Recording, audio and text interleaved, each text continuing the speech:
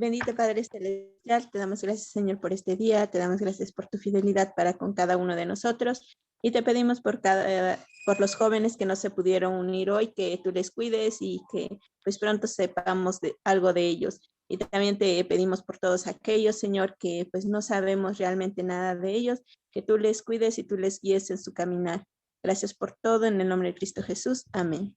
Amén. Gracias, Dani. Bien, pues ahora sí, todo parece indicar que vamos a terminar el capítulo 4 como lo habíamos prometido desde la semana pasada. Perdón, el capítulo 7. Desde la semana pasada habíamos dicho que lo íbamos a terminar, pero no nos dio tiempo. Ya saben que siempre salen cosas nuevas. Y un rápido repaso de lo que vimos la semana pasada. Hablábamos de el corazón que puede estar completamente dirigido al servicio de Dios, que es el corazón del soltero o de la soltera, mientras que el corazón de la casada o del casado está pues también dispuesto a agradar a su esposo o a su esposa.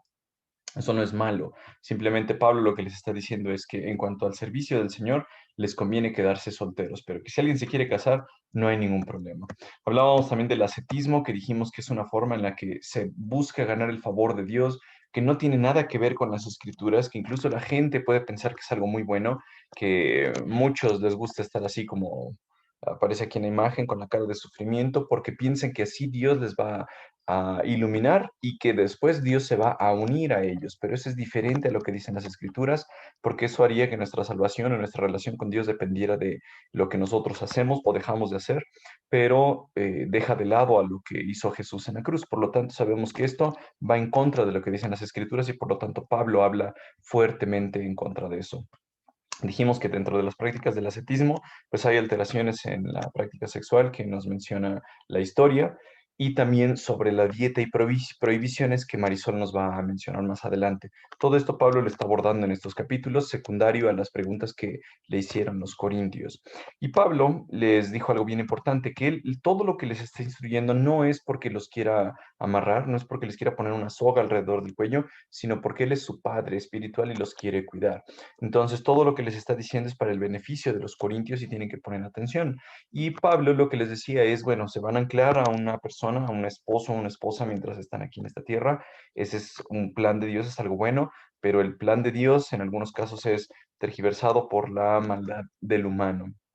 En todo lo que hemos visto en el capítulo 7, lo que debe permear, lo que debe regir es la pureza de la persona. Es decir, si una persona se puede mantener pura y dice, sí, lo voy a lograr hasta el resto de mi vida, perfecto, que se quede soltero y sirva a Dios. Si alguien dice, no, en algún momento voy a caer, pues mejor dice Pablo, cásese y deje de ponerse en tentación. Decíamos que hay algunas versiones con respecto a lo que nos dicen los últimos versículos de Primera de Corintios. Algunos piensan que cuando la palabra virgen o prometida se está utilizando en este pasaje, pues quizá está hablando de la relación de un hombre con su novia o su prometida, o también podría ser la relación de un padre con una hija, que en ese tiempo el padre era el que decidía si la hija se casaba o no y con quién se casaba. En algunas versiones, como la nueva Biblia de las Américas, dice hija virgen, también lo dice en la Reina Valera, eh, mientras que en la nueva traducción viviente, el vocablo que se utiliza es prometida. No sabemos en realidad a qué se refiere. Y esta semana, mientras seguía yo estudiando sobre este pasaje, encontré que hay una tercera interpretación. Una es del novio y la novia.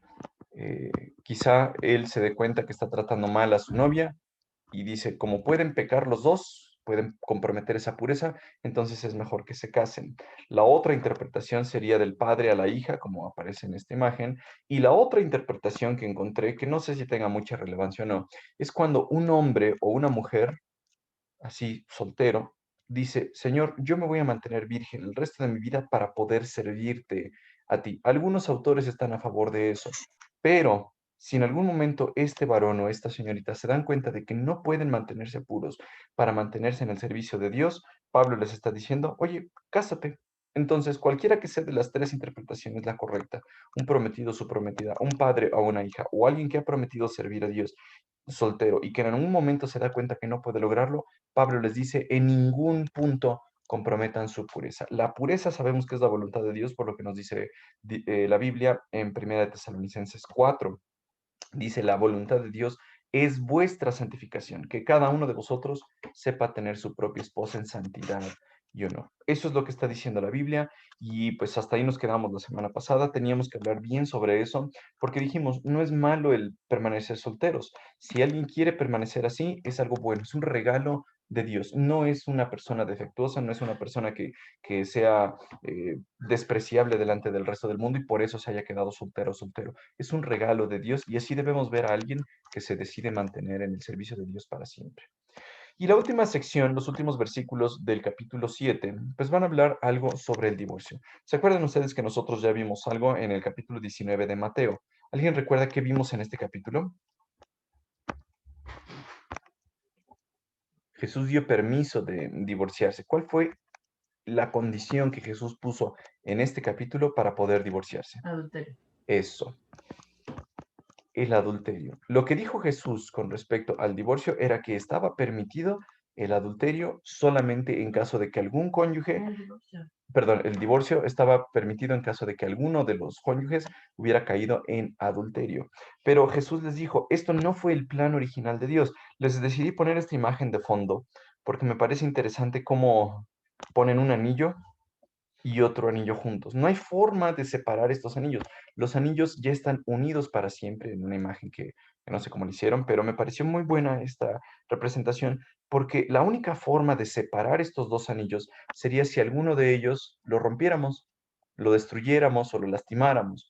Eso es lo mismo que pasa con el matrimonio. Dios hizo el matrimonio para que el hombre y la mujer se mantengan juntos para siempre. Oye, pero ¿qué tal si ella no es limpia? ¿Y qué tal si él es un flojo? ¿Y qué tal si ella dice muchas groserías? ¿Y qué tal si él ya no la ama? Bueno, uno podría pensar en mil excusas para poder disolver un matrimonio, pero lo que dijo Jesús en Mateo capítulo 19 fue muy sencillo. Solamente lo vamos a permitir que se rompa en caso de que alguno de los dos caiga en adulterio. Por lo tanto, esa persona que cometió el adulterio, pues quedaría separada de su cónyuge y el cónyuge quedaría libre para poder casarse.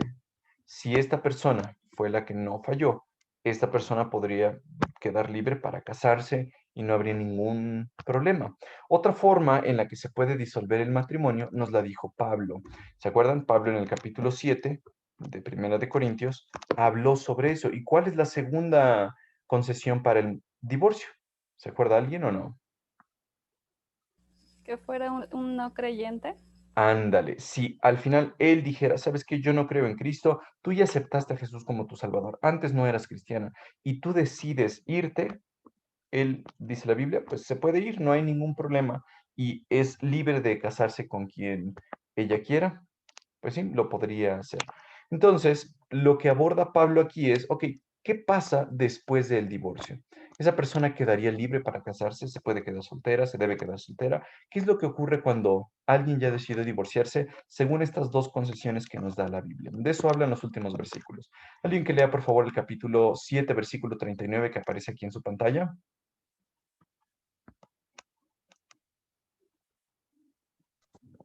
Una esposa está Una ligada a su esposa esposo mientras el esposo vive. Si su ligada a su esposo muere, esposo ella mientras queda el libre esposo para vive. Si su casarse esposo con muere, quien quiera, pero solamente si ese hombre ama al Señor. Muy bien, gracias, Dani. Bien, nos dice la Biblia que esta mujer está ligada a su esposo mientras él vive. Por eso, el famoso dicho de cuando los casan hasta que la muerte los separe. ¿Cómo se podría romper el matrimonio? El matrimonio, pues ya dijimos, las dos concesiones para el divorcio. Una es por causa de adulterio, la otra es por causa de que alguien decida, por no ser cristiano, decida irse. Esas son las dos concesiones para el divorcio. Pero otra forma natural en la que el matrimonio se va a disolver es a través de la muerte. Entonces, hace que la persona se convierta en viuda. Esta persona, nos dice la Biblia, está ligada a su esposo mientras él o ella vive. ¿Por qué? Porque ya sabemos que en el plan de Dios, en el plan perfecto del matrimonio que Dios hizo para estas personas, es que permanezcan juntas a pesar de las dificultades, a pesar de los problemas que puedan aparecer. Estos dos sujetos van a permanecer unidas el resto de su vida. Ese es el plan de Dios. Y pues si ese es el plan de Dios, pues nos dice la Biblia, hasta que la muerte los separe, los lleve a la tumba alguno de ellos, entonces la otra persona que no murió queda libre para casarse con quien esa persona quiera. Pero solamente les da Pablo una condición: si ese hombre ama al Señor. De tal forma que uno podría pensar, ok, si él ya se murió y la mujer decide casarse, ¿ella puede hacerlo? La respuesta es sí, pero Pablo les da una condición: solamente con que sea creyente. Si es creyente, ella es libre para poder casarse si ella así lo decide. Uno podría preguntar, oye, ¿y es posible que si se divorciaron, él o ella se vuelvan a casar? Bueno, ante los ojos de Dios, esas personas están unidas en matrimonio hasta que la muerte los separe. Si alguien nada más decide así irse porque pues esa persona era sucia, era floja o lo que sea, y deciden divorciarse, y después va y se casa con otra persona, vamos a decir que él es el sujeto A, ella es el sujeto B, y se decide casar con la sujeta C, estamos entendiendo que si no son por las causas antes dichas, esta persona estaría cometiendo adulterio, porque todavía delante de los ojos de Dios estas personas están unidas. Quizá ellos no quieran respetar esa autoridad, digan, yo me divorcio, me caso con quien quiera, o es más, después voy por D, y luego voy por E, y luego voy por F, y me caso 5 o 6 veces. Bueno, Dios nos da unas concesiones específicas para el matrimonio, y solamente se pueden casar en el post-divorcio o post-matrimonio si cumplen estas características. Es triste ver gente que se casa y se casa y se casa y se casa porque solamente toman el divorcio como un pretexto, como, bueno, pues no me gustó cómo se lava los dientes, me voy a divorciar. No me gustó que es tardista, me voy a divorciar. Pablo les dice una cuestión: ella queda libre cuando ya el otro murió para casarse solamente si esa persona ama al Señor. No es una concesión que aplique para todas las personas en todos los ejemplos. Y Pablo cierra este capítulo con una cuestión bien importante. En el versículo 40 les dice, sin embargo, en mi opinión, sería mejor para ella, ¿para quién ella? Para la viuda, no volver a casarse. ¿Por qué? Porque Pablo tiene en mal concepto el matrimonio. Ya dijimos que no. Pablo piensa que el matrimonio es algo bueno, pero en vista de que una persona soltera puede servir mejor al Señor, o una persona no casada, porque ahora ella está viuda, es no casada, puede volver a servir al Señor en tiempo completo, puede hacerlo. Pero dice Pablo algo bien importante: pienso que al decirles esto, les doy el consejo del Espíritu de Dios. Esta última frase cobra mucha relevancia en contexto de lo que estamos viendo. La semana pasada hablábamos del ascetismo, en el cual muchas personas que pues piensan ser espirituales, dicen, pues limítate del matrimonio, sepárate de tu esposa o de tu esposo, no tengas relaciones, porque eso es algo malo. Pablo hace como un frente contra estos falsos maestros y les dice, ok, ¿ustedes piensan que estas personas ascéticas que predican el ascetismo tienen al Espíritu de Dios? Pues miren, déjenme decirles esto. Lo que les estoy comentando, lo que les estoy diciendo, lo que les estoy mandando es consejo del Espíritu de Dios. No es algo que Pablo haya estado clamando por sí mismo. No es algo como les enseñaba la semana pasada, que este hombre se le ocurrió y todos ahora piensan que este hombre tuvo una buena idea. No, Pablo les está diciendo, no es mi idea, no es mi pensamiento, no es la forma en la que yo les quiero enseñar solamente porque a mí se me ocurrió, sino que les voy a decir algo. Lo que yo les enseño es parte del consejo de Dios. Algunas otras versiones dicen, y pienso que también tengo el Espíritu de Dios. Ustedes recordarán la palabra inspiración. La palabra inspiración habla sobre un barco que está en las aguas y que es llevado de aquí para allá por el viento, de tal forma que si las velas de este barco son llenas del aire, del neuma del viento, entonces estas velas se van a llenar de aire y van a guiar al barco. Bueno, esa es la idea que Dios tiene cuando habla de la inspiración del Espíritu Santo. El neuma, el Espíritu Santo, lleva al instrumento, lleva a Pablo, lleva al escritor de las Escrituras en una dirección hacia donde él quiere. Y por lo tanto, sabemos que estas personas que escribieron las Escrituras están siendo guiadas por el Espíritu Santo. Eso es lo que les dice Pablo. Yo, al decirles esto, les estoy diciendo el consejo de Dios. Entonces, a manera de resumen de este capítulo, dijimos, la idea que permea todo el capítulo es la pureza. Si tú te vas a mantener puro y puedes servir a Dios, hazlo. Pero si no te puedes mantener puro, entonces mejor cásate, vete en matrimonio, lo cual es algo bueno. Pablo habló también brevemente sobre el divorcio y las nuevas nupcias. ¿Cuándo se puede uno divorciar? Ya dijimos los dos ejemplos que en las escrituras se mencionan. Y si alguien se va a casar después de estas dos formas de divorcio o después de enviudar, debe ser con una condición, con tal de que sea en el Señor. Alguien que ame al Señor, que sea cristiano o cristiana, esa es la forma en que se puede casar. Pero solamente si se cumplieron estas dos concesiones o que si la persona enviudó. De otra forma, si alguien se divorcia por otra razón, nos dice la Biblia, está cometiendo adulterio. Pablo también habló de la soltería.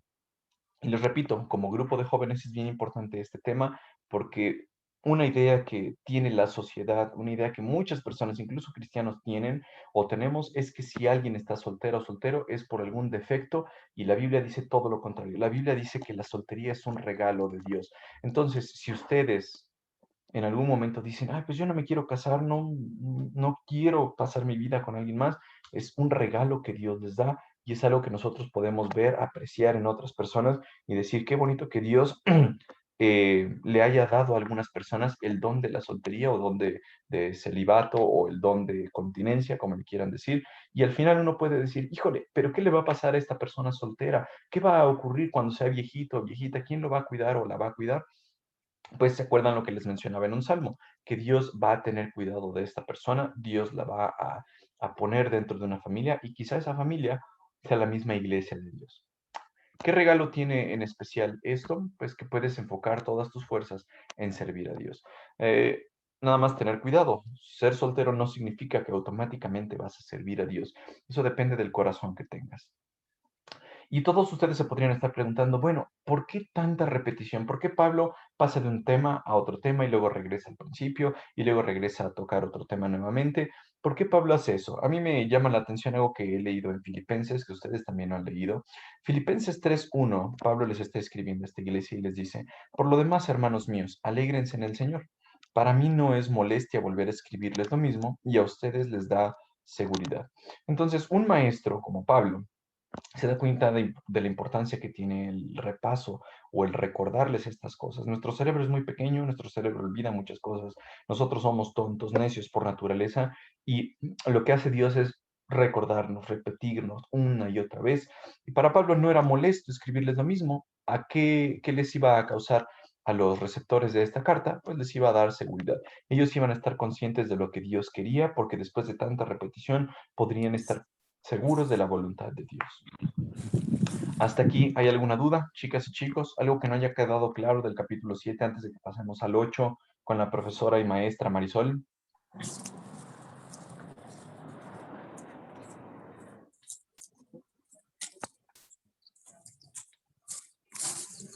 Creo que no, ¿verdad? Bueno, entonces, Mari, te hago administradora. Perfecto, que vamos a mandar. Vamos a tomar. ¿Qué me quisiste decir? Este fue el pantalón. Listo. Acá, pues, sácalo, vas a mirar bien. Listo, Mari. Ya eres tú la administradora, entonces si quieres compartir pantalla. Niña. Bien, y te ¿Me ven? escuchamos. Sí. ¿Sí, sí ven mi pantalla? Sí. De jóvenes. Ay, creo que alguien está hablando. De la Sí. semana pasada. ¿Tienes forma de poner en silencio a todos los demás, Mari? ¿No? Déjame ver. Sí. Ay, si nos escuchan. No, creo que no.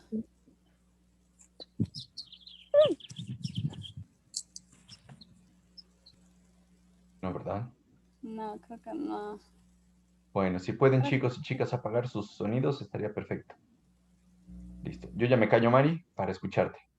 Ok, vamos a seguir con el capítulo 8, que en la Reina Valera se llama Lo sacrificado a los ídolos, pero los primeros versículos no entran de lleno ya a este tema, a lo que se refiere a lo sacrificado a los ídolos, sino que primero Pablo, en los capítulos del 1 al 6 de este libro, pues Pablo habla de los problemas que tiene la gente de Corintio, pues digamos que en su ambiente cultural, ¿no? Ya hablábamos de que pues se dedicaban a la idolatría y demás, Pero a partir del capítulo 7 en adelante, bueno, Mario ya abordó el 7 en cuanto al tema del matrimonio, y pues el 8 Pablo utiliza este capítulo para dirigirse a este tema. Son temas que los corintios tenían dudas y por lo tanto le escriben a Pablo, oye, tenemos estas dudas, queremos que nos ayudes a aclararlas. Y pues Pablo contesta mediante estos capítulos la respuesta para los corintios. Entonces, en el versículo 1 empieza y dice, en cuanto a lo sacrificado a los ídolos, sabemos que todos tenemos conocimiento. El conocimiento envanece, pero el amor edifica. La primera parte que dice en cuanto, pues Pablo empieza a abordar este tema de lo sacrificado a los ídolos. También podría interpretarse como ahora con respecto a o sobre el tema que ustedes me están preguntando de lo sacrificado a los ídolos. Sabemos que todos tenemos conocimiento. Esta parte de todos no es que automáticamente por ser del pueblo de Corinto ya tuvieran este conocimiento, sino que pues era un pueblo griego en donde los griegos pues era muy normal para ellos que la filosofía pues dominara su vida, ¿no? Como que era muy normal que todos desde pequeños fueran instruidos en diferentes temas, diferentes ciencias, ramas y demás, no sé, música, literatura, o sea, eran personas muy, muy estudiosas. Y pues encontré que esta palabra noxis es lo que hace referencia aquí en conocimiento, y pues deriva de la palabra griega gnosis, que significa conocimiento. Entonces, ellos se interpretaban a sí mismos como personas llenas de sabiduría, de filosofía, del amor por la ciencia. Pero después dice, el amor envanece. Ahora, Pablo encuentra que pues ellos aprecian tanto la filosofía, aprecian tanto ese amor a la sabiduría, que pues esta palabra envanecer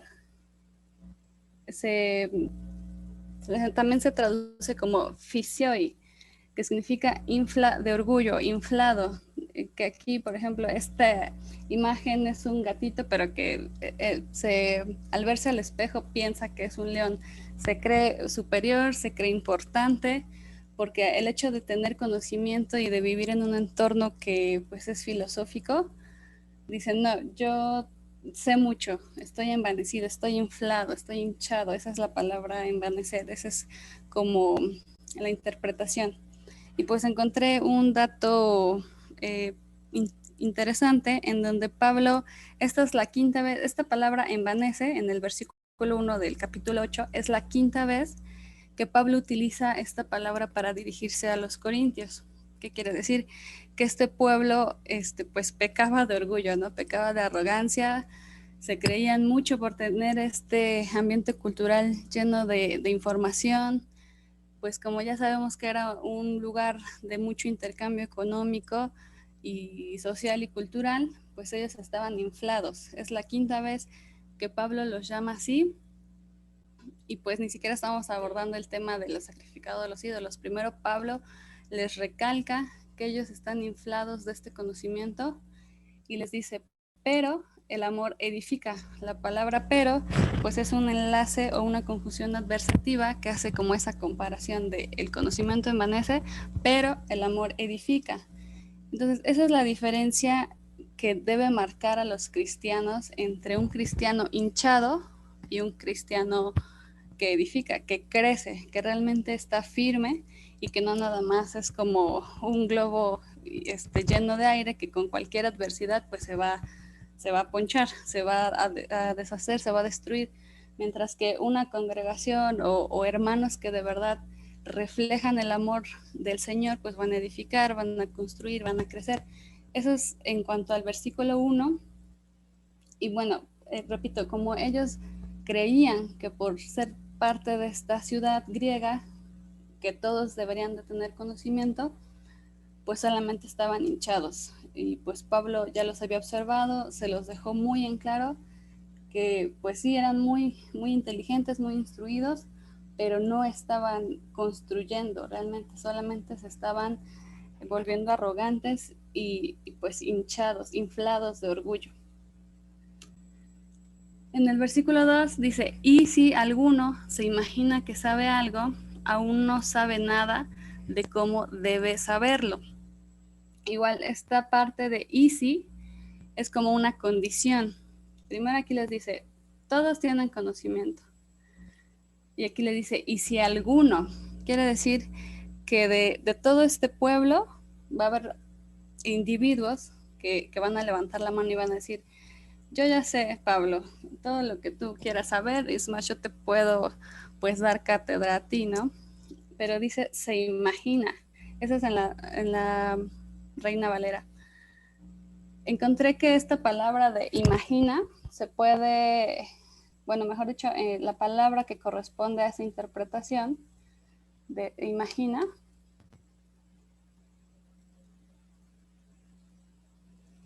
esta se interpreta como dokei, y dokei tiene también 3 traducciones: pensar, parecer o suponer. Entonces, si alguno de ustedes piensa o alguno de ustedes parece o supone que sabe o que afirma saber, pues déjenme decirles que aún no. Pablo les dice, espérate tantito, aún no. Eso también puede interpretarse como todavía. No quiere decir que esté mal o que el conocimiento que ya adquiriste sea malo, sino que todavía en un futuro cercano o no sabemos qué tan lejano, esa situación va a cambiar.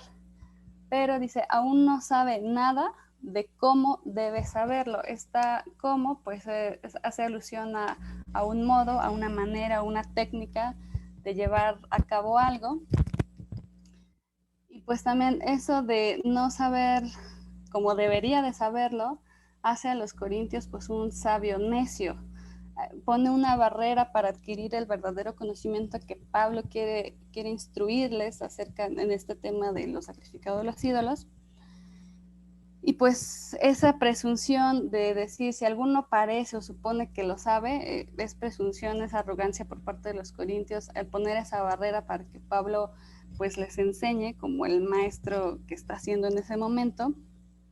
Y pues el conocimiento para servir a los demás no es malo, no es malo ser inteligente, el noxis no es malo, siempre y cuando se ponga en servicio a los demás, pues es bueno. Pero la gente que usa el conocimiento para establecer su superioridad, como aquí este gatito que se cree un león, pues ya da un impacto negativo porque solamente se va a inflar, no va a procurar aportar algo a la iglesia o a su sociedad como tal. Y pues aquí Pablo piensa que las personas que están en ignorancia, y no necesariamente ignorancia quiere decir que seas tonto, sino que la ignorancia es porque no has tenido como la oportunidad o los recursos de poder pues estar dentro de un, pues sí, un grupo de personas que están estudiando algo. Pablo dice, pues los que están en ignorancia creo que es más fácil que me escuchen a que un sabelotodo de los más instruidos aquí de Corintio pueda prestar 5 minutos para hablar de lo que vengo a enseñarles, ¿no? Estos corintios pues ya estaban muy inflados, muy arrogantes, y pues él les quería dar cómo deben saberlo. Él estaba ahí para eso, para fundar la iglesia, para estructurarla bien, para que entre todos construyeran y edificaran la iglesia como a Dios le es grato. Entonces, lo ideal es que dentro de nuestras iglesias, pues no caigamos en ese error de dejar que el conocimiento nos crea esa presunción de decir, no, yo ya me sé el Antiguo, el Nuevo Testamento, ya me sé versículos. Si no los ponemos en práctica, si no tenemos esa humildad de decir, bueno, yo sé pues música, voy a participar en el ministerio de alabanza, yo sé, no sé, cuidar niños, pues voy a trabajar para la obra en Sala Cuna. O sea, poner nuestro conocimiento en pro de la obra, eso debería ser como deberíamos saberlo, pero en este momento, en el contexto, pues Pablo observa que los corintios no tienen esa humildad, no tienen esa, no ponen eso de su parte, esa facilidad para que Pablo pueda pues entrar a enseñarles a ellos cuál es la verdadera o la forma correcta de que ellos utilicen su conocimiento. Y en el versículo 3 dice, pero si alguno ama a Dios, es conocido por él. Igual está, otra vez utiliza el pero. Aquí primero dice, si alguno se imagina, bueno, primero que todos tienen conocimiento, de esos todos, algunos van a creer que saben, se van a imaginar que saben. Y dice, pero si alguno ama a Dios, es conocido por él. Aquí en este versículo, en el versículo 3, Pablo ya mueve el énfasis o le da como ese giro a la introducción a este capítulo y mueve el énfasis del conocimiento al amor, de la ciencia o del amor por la sabiduría al amor hacia Dios.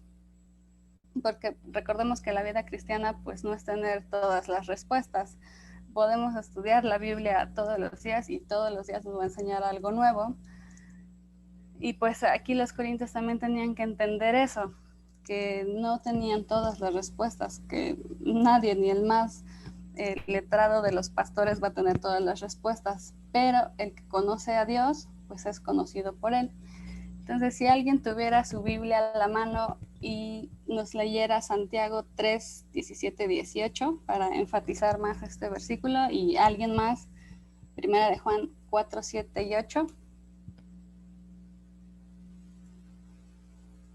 Pero la sabiduría que es de lo alto es primeramente pura, después pacífica, amable, benigna, llena de misericordia y de buenos frutos, sin incertidumbre ni hipocresía, y el fruto de justicia se siembra en paz para aquellos que hacen la paz.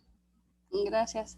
Y recordemos que al inicio del libro de Corintios hablábamos precisamente de la clasificación de las sabidurías. Hay sabiduría humana y sabiduría divina. En este caso, en este versículo, Santiago nos habla de que esa es la sabiduría que le agrada a Dios, o bueno, que proviene de Dios, mejor dicho, y que ese es el tipo de sabiduría que como cristianos debemos de adquirir y de practicar, y solo así vamos a ser conocidos por Dios. El segundo versículo, ¿alguien más? Amados, amémonos unos a otros porque el amor es de Dios. Todo aquel que ama es nacido de Dios y conoce a Dios. El que no ama no ha conocido a Dios porque Dios es amor. Gracias a Dios. Sí, este versículo igual pues enfatiza o sostiene la idea del versículo 3 de Corintios 8. Y pues Pablo es lo que les quiere transmitir, que de nada sirve pues ser el más inteligente, el más estudiado o el que ha llevado miles de cursos, si no conocemos a Dios, si no adquirimos la sabiduría de tipo divina, pues no se va a reflejar verdaderamente que lo conocemos, que pues queremos participar en lo que la iglesia le es sana, le es edificante. Y pues creo que hasta aquí vamos a llegar. No sé si alguien tenga una duda, un comentario.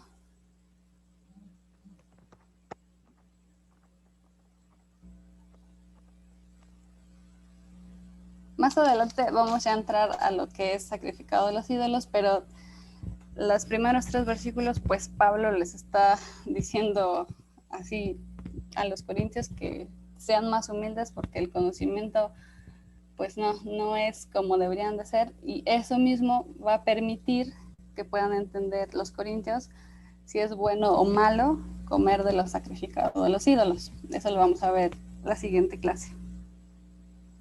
Excelente, muchas gracias, Mari. ¿Alguien tiene alguna duda, algún comentario antes de que terminemos?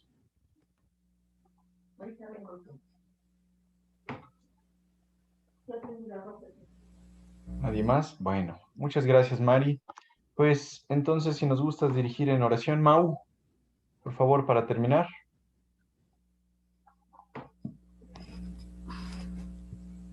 Sí, claro, vamos a orar. Bendito Padre, te damos gracias en esta hora por permitirnos estar en esta clase, Señor. Te pido por la vida de Marisol, por la vida de Mario, Señor, que tú les sigas dando sabiduría, Señor, y que nosotros podamos aprender cada día más de tu palabra, Señor. Ayuda a estos jóvenes esta semana en todo lo que hagan, Señor. Y te pedimos por todos los que están enfermos, Señor. Ayúdales también a ellos, Padre. Y gracias te damos y así oramos en el nombre de Jesús. Amén. Amén. Muchas gracias. Amén. Pues ya. Nos queda entonces unos minutitos para saludarnos.